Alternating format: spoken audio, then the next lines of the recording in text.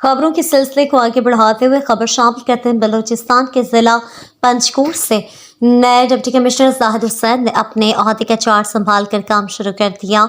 सरकारी महकमों के सरबराहान के साथ तारुफी मीटिंग, प्रेस क्लब के अहदेदारों से मुलाकात, बॉर्डर कमेटी के वफूद की भी डिप्टी कमिश्नर से मुलाकात, चार्ज संभालने पर मुबारकबाद और नेक ख्वाहिशात का इजहार किया।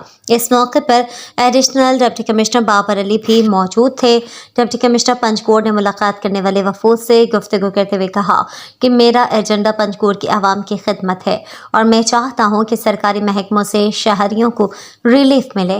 इस सिलसिले में तमाम महकमों के सरबराहों को ताकीद करता हूं कि वो अपने अपने स्टेशन पर मौजूद रहें ताकि आवाम के रोज़मर्रा मसाइल बगैर किसी परेशानी के हल हो सकें। उन्होंने कहा कि पंचकोट भी मेरा घर है, अमन व अमान के मसले पर संजीदा इकदाम करेंगे। इस हवाले से पुलिस और लेविस की जो जिम्मेदारियां हैं वो इन पर पूरा उतरे। उन्होंने कहा कि मीडिया माशरे की आंख है, मुस्बत सहाफ़त के ज़रिए मसाइल पर काबू पाया जा सकता है।